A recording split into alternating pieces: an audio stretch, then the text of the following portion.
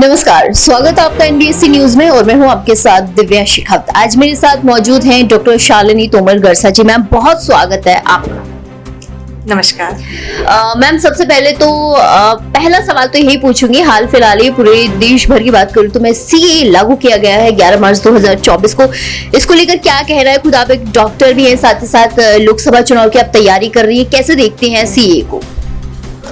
बिल्कुल, मैं समझती हूँ कि ये काम तो बहुत पहले हो जाना चाहिए था। देश को आज़ाद हुए अभी 75 वर्ष हो गए हैं, लेकिन हमारा सौभाग्य है कि माननीय मोदी जी ने जो हमारे हिंदू हैं, जो बौद्ध हैं, जैन हैं, जो सच में अल्पसंख्यक समुदाय है, जो कि देश विदेश में रह रहे हैं और जिनको विदेशों में पीड़ा का सामना करना पड़ रहा है, उनके अपने वतन वापस आने का रास्ता बहुत ही सुगम हो जाएगा। तो हम सभी बहुत ही खुश हैं और बहुत ही आनंदित हैं और हम हमारे माननीय प्रधानमंत्री जी को और माननीय गृह मंत्री श्री अमित शाह जी को सभी देशवासियों की तरफ से बहुत बहुत धन्यवाद देते हैं जी। लेकिन मैम, आपने तो बहुत खुशी की बात कही है कि तमाम देशवासी खुश है, लेकिन बहुत सारी पार्टियों की मैं बात कर लूं, क्योंकि आप खुद भी अब लोकसभा चुनाव की तैयारी कर रही है, लेकिन बहुत सारी पार्टियां हैं जो इस फैसले से बिल्कुल नाखुश हैं और लगातार विरोध कर रही हैं। सीए का भी कर रही है और प्रधानमंत्री का भी लगातार विरोध किया जा रहा है कि उन्होंने ऐसा क्यों किया? देखिए, हम सभी ने ये देखा है, जो विपक्ष की पार्टी है उनके पास में कोई भी पॉजिटिव काम नहीं है करने के लिए, उन्होंने कोई भी अच्छा काम नहीं किया है। लेकिन जब भी कोई अच्छा काम होता है तो ये लोग ज़रूर उस काम में कमी निकालने के लिए आ जाते हैं। मैं समझती हूँ कि हम बहुत ही स्वर्णिम काल में रह रहे हैं कि हमें हमारे देश का जो प्रधानमंत्री है वो माननीय नरेंद्र मोदी जी जैसे मिले हैं, जिन्होंने दूर दराज के गांवों की समस्या को भी जिन्होंने सुना है और उसे वो सॉल्व कर रहे हैं। साथ ही साथ ग्लोबल लेवल पर भी जो हमारे देश को उन्होंने जिस तरीके से रिप्रेजेंट किया है कि आज पूरे विश्व में हमारे देश की धमक है। तो मैं समझती हूँ कि हम बहुत ही सौभाग्यशाली हैं कि माननीय मोदी जी के काल में हम रह रहे हैं और हम सभी अच्छे कामों को होते हुए देखना चाहते हैं।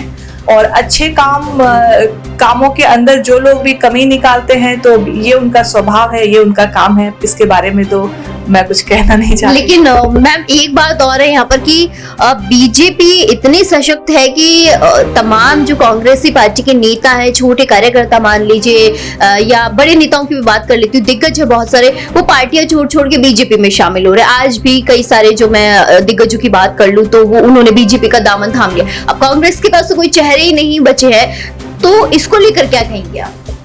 जी बिल्कुल, क्योंकि कांग्रेस पार्टी के पास में ना तो कोई नेता है और ना ही उनका कोई विजन है। और भारतीय जनता पार्टी की रीति नीति जो है, भारतीय जनता पार्टी की जो विचारधारा है और हमारा जो सशक्त नेतृत्व है, वो जिस तरीके से काम कर रहे हैं, तो सभी लोगों को जो आशा की किरण दिखाई दे रही है वो भारतीय जनता पार्टी में दिखाई दे रही है। इसीलिए सभी भारतीय जनता पार्टी की तरफ आना चाहते हैं और देश को सुदृढ़ बनाने में अपना योगदान देना चाहते हैं। जी, कल की बात कर लेते हैं मैडम कि पेट्रोल डीजल के दामों की बात कर लेते हैं। उनमें भी ये किया है कि राजस्थान की जनता खुश है इस फैसले से जो राजस्थान सरकार ने किया, केंद्र सरकार ने भी किया, लेकिन पार्टियां फिर भी खुश नहीं। वो कह रही है क्या किया है? जी बिल्कुल, देखिए अब इसके बारे में तो मैं क्या कहूँ, बहुत ही सभी लोगों की समस्याओं को देखते हुए उनके निराकरण के हर काम हो रहे हैं। हर लेवल पे जो भी काम किया जा सकता है, चाहे वो भी जैसा कि आपने बताया कि जो पेट्रोल का रेट है वो कम हुआ है, और साथ ही साथ इतनी सारी योजनाएं शुरू हुई हैं जो मैं समझती हूँ कि आज़ादी के 75 सालों के बाद में माननीय मोदी जी ने उन लोगों की सुध ली है जिनके बारे में कोई सुनने वाला नहीं था, जिनकी आवाज़ को कोई सुनने वाला नहीं था। तो ये महिलाएं हो, चाहे किसान हो, चाहे युवा हो, चाहे सभी बुजुर्ग हो, सभी लोगों को मोदी जी ने संबल प्रदान किया है, उनको सशक्त बनाने का काम किया है। और जो कुछ विरोधी लोग हैं जिनको अच्छे काम होते हुए अच्छे नहीं लगते, वो लोग इस तरह की टीका टिप्पणी करते हैं। बाकी मैं समझती हूँ बहुत ही अच्छा समय अभी चल रहा है, सब बहुत ही अच्छे काम हो रहे हैं और इसी तरीके से हमारा देश आगे बढ़ेगा, महिलाएं आगे बढ़ेंगी और देश की भागीदारी में हम सभी लोग अपना सहयोग करेंगे। एक सवाल और जानना चाहूंगी, अभिगन लीडर, आप बीजेपी लीडर है, आप खुद लोकसभा चुनाव की तैयारी कर रही है, कैसे देखती है कि कांग्रेस का क्या भविष्य है आने वाले समय में, क्योंकि फिलहाल तो 5 साल बीजेपी की सरकार है, क्या भविष्य देख रही है लोकसभा चुनाव में?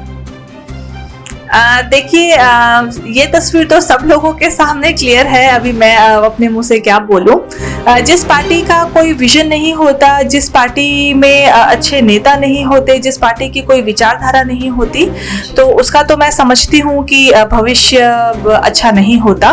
और बाकी जहां तक आपने मेरे बारे में कहा, तो मैं एक पार्टी की कार्यकर्ता हूं और अपनी पार्टी की विचारधारा को आगे बढ़ाना, हमारी रीति और नीति को अंतिम छोर तक बैठे हुए व्यक्ति तक पहुंचाना, ये हमारा काम है और इसमें हम पूरे मनोयोग से लगे हुए हैं। जी, आपकी तैयारियां कैसी चल रही हैं आगामी चुनाव के को लेकर? अगर आपको टिकट मिलता है तो आप अपने क्षेत्र में, झुंझुनू की बात कर लूं, क्या मुद्दे होंगे, किन मुद्दों को लेकर आप काम करेंगे?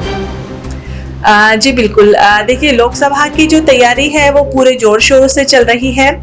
टिकट किसको मिलता है वो हमारा केंद्रीय नेतृत्व निर्धारित करता है और जो भी केंद्रीय नेतृत्व हमें आदेश देता है तो हम उस आदेश की पूरे मनोयोग से पालना करते हैं। और जहाँ तक झुंझुनू का सवाल है, तो झुंझुनू की धरती के बारे में तो अब मैं जितना भी कहूँगी वो कम होगा। मैं अपने आप को बहुत ही सौभाग्यशाली समझती हूँ कि मैं वीरधरा झुंझुनू की बहू हूँ और हमारी जो झुंझुनू है वहाँ का जो रज रज है, जो कण कण है, वो वीरता से, सत्यनिष्ठा से, ईमानदारी से भरा हुआ है। तो हमारी जनता के लिए हम बहुत ही अच्छे काम करेंगे। हमारे जो झुंझुनू है वो पूरे राज्य स्तर पर ही नहीं बल्कि देश विदेश तक झुंझुनू का जो है वो बहुत ही नाम इसी तरीके से फैलता रहे। जैसा हमारा स्वर्णिम इतिहास है उससे भी ज्यादा स्वर्णिम हम कोशिश करेंगे कि हम हमारे क्षेत्र के भविष्य को बनाएं। तो बिल्कुल माननीय मोदी जी के नेतृत्व में हम बहुत ही अच्छा काम करेंगे। जी जी। एक सवाल और जानना चाहूंगी कि देखिए, पिछली सरकार में महिला अपराध को बढ़ावा मिला था और महिला अपराध इतना बढ़ गया था कि महिलाएं खुद डरने लग गई थी बाहर, घरों से बाहर निकलने में। अब आप अगर अपने क्षेत्र की मैं बात करूं, अगर आपको टिकट मिलता है, आप चुनाव जीतिए, तो महिलाओं को कैसे प्राथमिकता देंगे, उनके लिए उन के अपराध रोकथाम को लेकर आप कैसे काम करेंगे?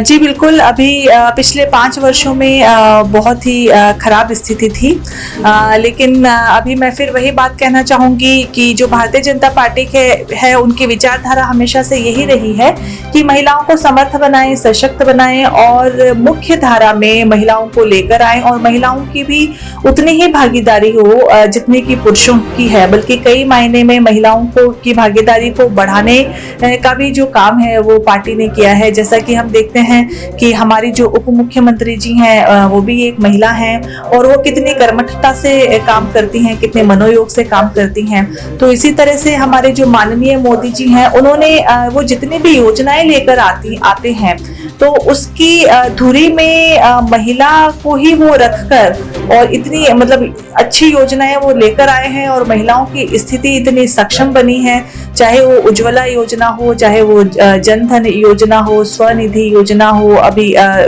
सबको आवास योजना है, अभी ये सौर ऊर्जा का लेकर आए हैं।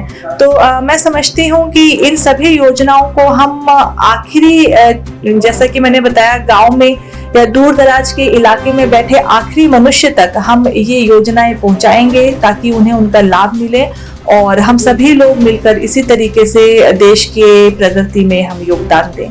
जी जी। ये तो थी चुनाव की बात। अब थोड़ा सा पर्सनल लाइफ को लेकर भी सवाल पूछ ही लेती हूँ। मैंने कहीं पढ़ा भी है और सुना भी है कि आपने राजस्थान को, झुंझुनू को रिप्रेजेंट किया है ब्यूटी पेजेंट में। उसको लेकर थोड़ा सा हमारे दर्शकों को बताइए, क्योंकि राजस्थान से निकलना और राजस्थान को रिप्रेजेंट करना ही अपने आप में बहुत बड़ी बात है।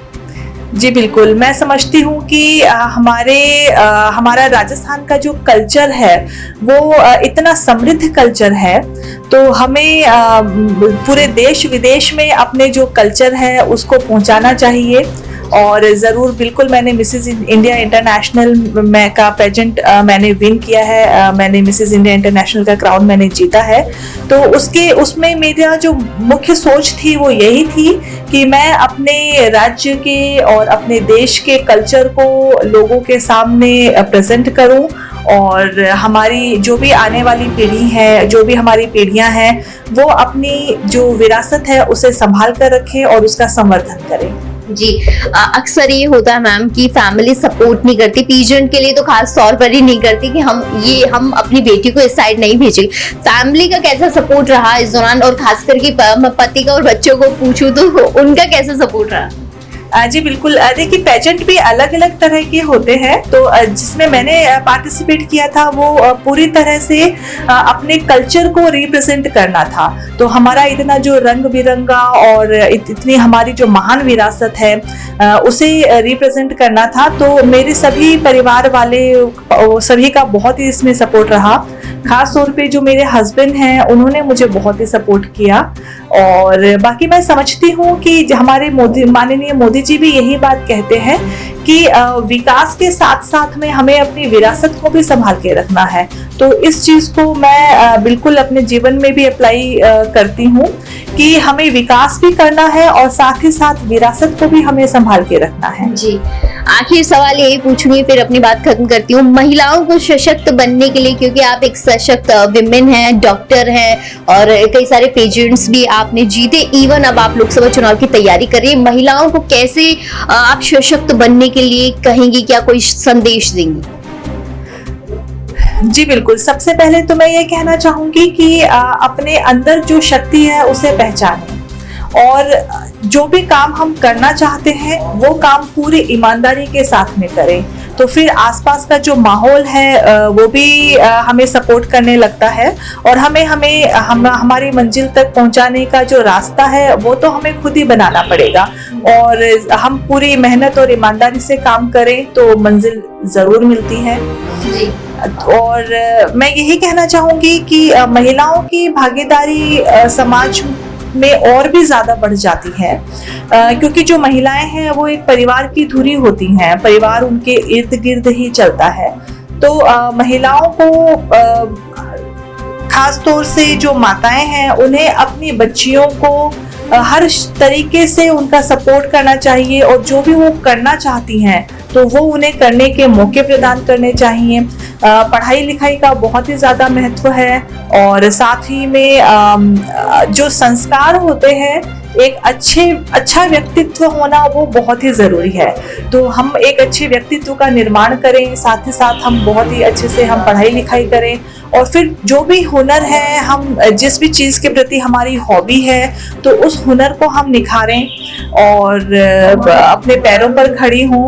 और आसपास का जो समाज है अगर वो उन्हें सपोर्ट करता है तो महिलाएं बहुत ही ऊंची उड़ान भर सकती हैं। जी जी, बहुत बहुत शुक्रिया मैम। तो ये थी मेरे साथ डॉक्टर शालिनी तोमर जी, जिन्होंने महिला सशक्तिकरण को लेकर, महिलाओं को लेकर साफ तौर पर कहा है कि हमें पहल अपने घर से ही करनी होगी, महिलाओं को आगे बढ़ावा हमें ही देना होगा, तभी तो समाज कहीं ना कहीं महिलाओं को आगे बढ़ावा देगा।